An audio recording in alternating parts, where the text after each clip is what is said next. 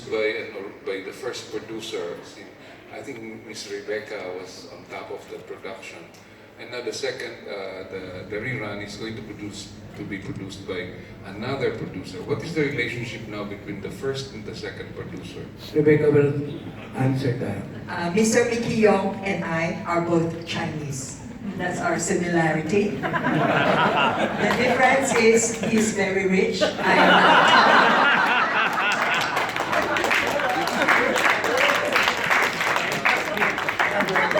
No, it's not about the difference, it's the relationship. Okay, the story is a story of my uncle in real life. It's painful to tell his story, but as Mr. Ricky Law says, this story is aching to be told. And today is my second time to meet Mr. Mickey Yong. I'm so happy and overwhelmed that he's supporting Binondo the musical. I look forward to work with him. So, are you in a way still a co-producer of this production? I am a line producer, at the same time the original storyteller. I understand that Mr. Yong is Singaporean. Are there possibilities of bringing the show to Singapore?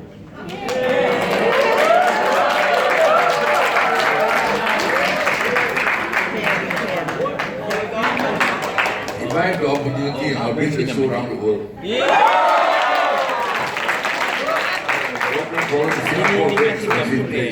You know, this is stage for them. You know, I told them money aside. Of course, I try to make some money for the foundation. I mean, give charity here. But this is a stage for them. You know, to really show the skills of this cast as well as other Filipinos. The only one I mentioned earlier, Lea Salonga, is the only one very well known in Singapore. And all the shows are sold out. In Singapore, if you don't have a sellout crowd, you are dead meat. Because it's expensive to stage. You know, even if I put them in hostels, they can still, you know. But yes, you know, we'll try. If it's a big success here, I'll try and see what I can do. Of the first run. There will be some changes. Some scenes will be out. The opening will have some additions to it. We're changing the opening also, but I don't want to tell you in details. You have to watch it. There have also been talks of a film being developed. Is that still true? What is it? A film being developed around the material. We're still looking for a producer. If there will be an interested producer to put it into a film, I'll be very happy to do it.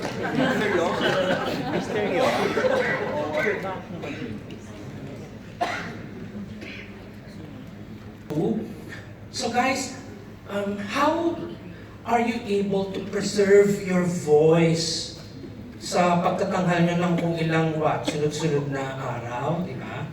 So yun. And then, question 2 of 2, para naman to sa mga backseat cast. Pwede nyo bang ma-share sa madla yung technique kung paano ba kadali mag-memorize ng kilo-kilometrong linya sa play na kagaya ng Binondo at Tsinoy musical. Thank you. First row. Mauna na po ako.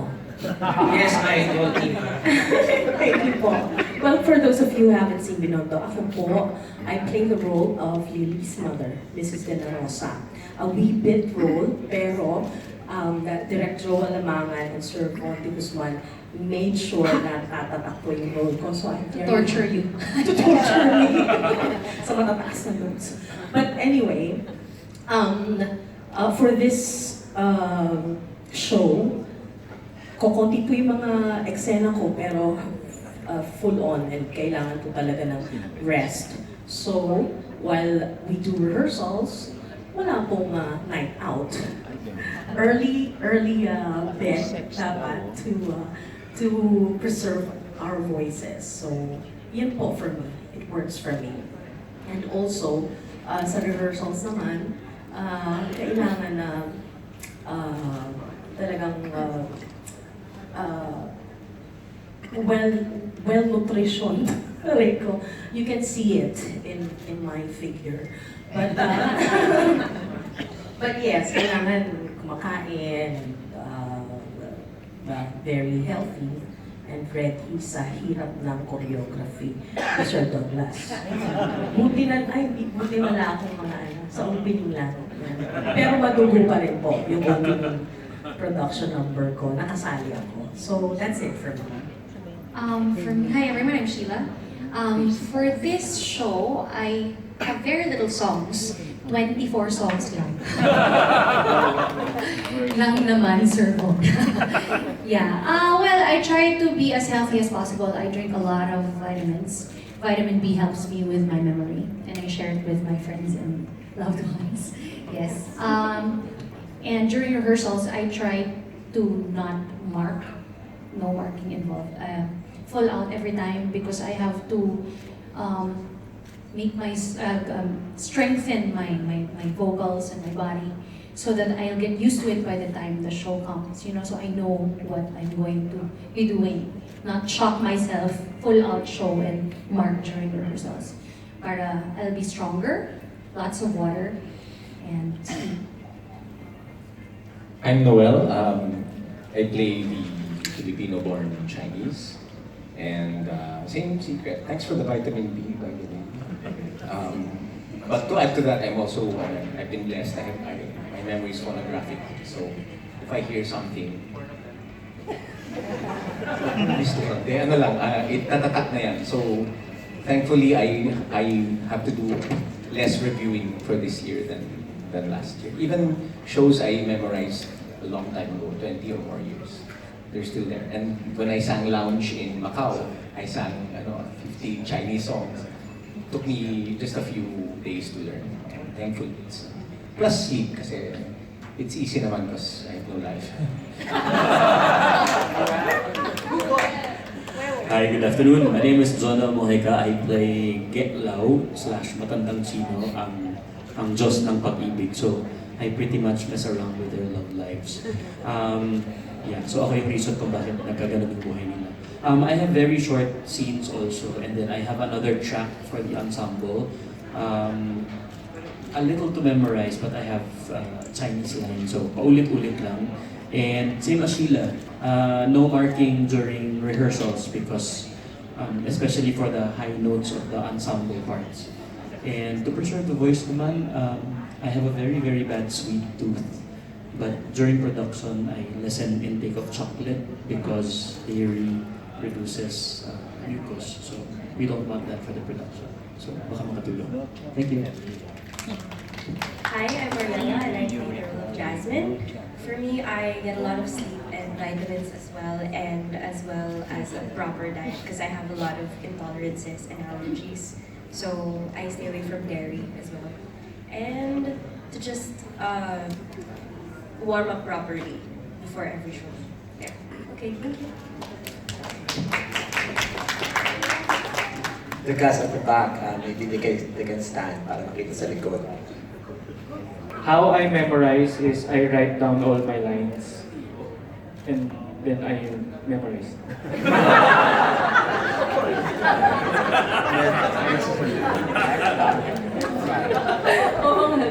Hi, I'm Elrica. Isa po ako sa chorus sa aming, actually 6 po kami sa darating na July.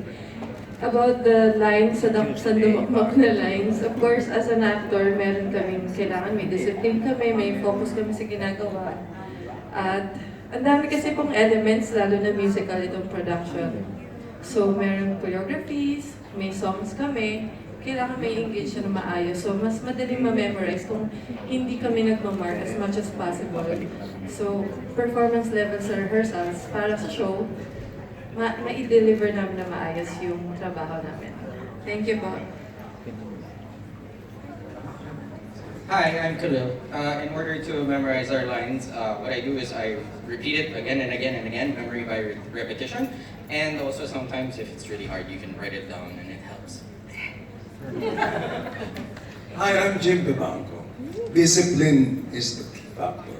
Dapat nakikinig ka. Play with your eyes and ears all the time.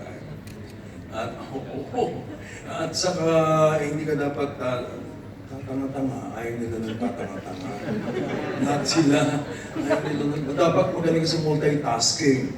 Right on the spot, pagka nagbago ng sequence o kaya ng eksena, ready ka dapat. Dapat marunong ka mag-multitask. Thank you. Hi, good afternoon po. Hindi po ako si Rhapsody. Nag-stand in lang po ako today. I'm Junine Tolentino. I was the swing for last run. One of the female swings for last run. Tulad po sabi nila, repetition lang, paulit-ulit lang. Tapos, usipin kasi ako sa script ko, gusto ko yung hina-highlight ko talaga lahat. May color-coded, gano'n. Tapos, pag may kasamang choreography, sinasabay ko na rin po yung kanta para na-associate ko sa movement talaga yung linya. Thank you po. We have another question. As a press po, we would like to help you to promote the Binondo at Tsinoy musical. Pero kayo po ba, bakit kailangan panoorin ng mga Pinoy at Tsinoy itong Binondo? Ano yung magiging take home nila of watching this Tsinoy musical?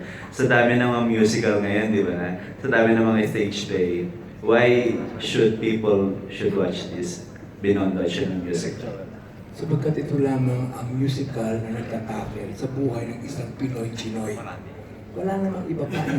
This is the only musical na nagsasabi ng buhay ng isang Filipino-Chinese noong 70s.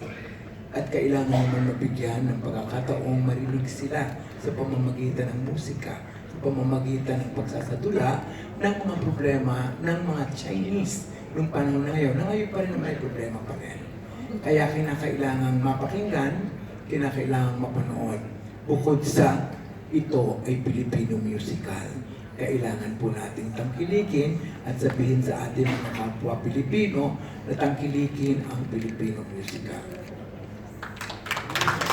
To the leads, dito sa mga lead characters, ano yung take home ng mga manonood dito after nilang mapanood to? Ano yung mga lesson na matututunan nila being a Filipino and being a Chinoy? Well, like Direk said, this particular musical is very relatable and very relevant to now, no? Even if it was staged during the 70s. So I can assure the ones who are gonna watch that they're gonna fall in love with the characters. I won't really say much about it, but yes, they will come out falling in love with the characters and falling in love with the music as well. The story is very Pinoy actually. Well, it's about Filipino-Chinese, but like when I say very Pinoy, it's the kind of love story that we like to watch. You know, we like kilig, we like to cry, a little bit of anger here and there, things like that. And of course, it's an original Filipino musical, so we really would like for all of you to support it. We have a lot of wonderful talent in this country that we would like to showcase as well. At its heart, it's a love story. We want sana the takeaway will be walang sayang na pag-ibig. Kapag ikay umibig, walang sayang. Hindi masasayang yung nilabas mo. Kasi love can take many forms, and then it's also a tale of redemption.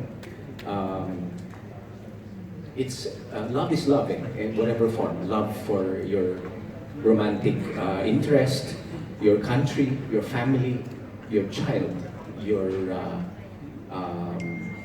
passion, your work, for example. We would like everyone to be encouraged to just love as much as they can because hindi masasayang yung kanilang pagmamahal at pag-ibig. Yes, I think the biggest thing that we're made to realize on this as a take home is because practically like 70% of the Filipino people have a drop at least of Chinese blood. And you know, that comparison and analogy of the two cultures are better understood when it's in theater done in song and dance and staging. And there are a lot of similarities and there are a lot of differences. But at the end of it all, there's the same human experience, and which is still relevant all the way up to now, from the 70s all the way now to the present. Magdadagdag lang ako at please forgive me, magyayabag lang. Una, kasi napakaganda ng original composition ni Ronnie Guzman. Second, live orchestra po kami, hindi po kami nagma-1 at hindi po kami nag-3-piece band. Yung production number po namin ay live. Yung iba kasi, pag production number, nagpa-+1 sila. Kami po live. Mga panghuli maaari ko rin ipagyabang, siguro, ang Pilipino pala is capable of producing a mega musical or grand musical like BINONDO. Sana naman, yung makapanood o makarinig na nagawa ni BINONDO, pwede sabihin na, kailangan gumawa kami ng mas maganda pa sa BINONDO. Maraming salamat. May I add something? Yes. Thank you for making my dream project come true. I've been dreaming about this project for the last 32 years. And last year, you awarded us with 6 ALU Awards. This project is a bridge between the Filipino and Chinese cultures. You'll see a lot of parallelisms, the martial law versus the Chinese Cultural Revolution. You'll see interchange of cultures, the marriages, the tradition, and everything, especially at this time when we need to understand each other, the Filipinos and the Chinese. Thank you, Paul. We have a question from Cesar Batik.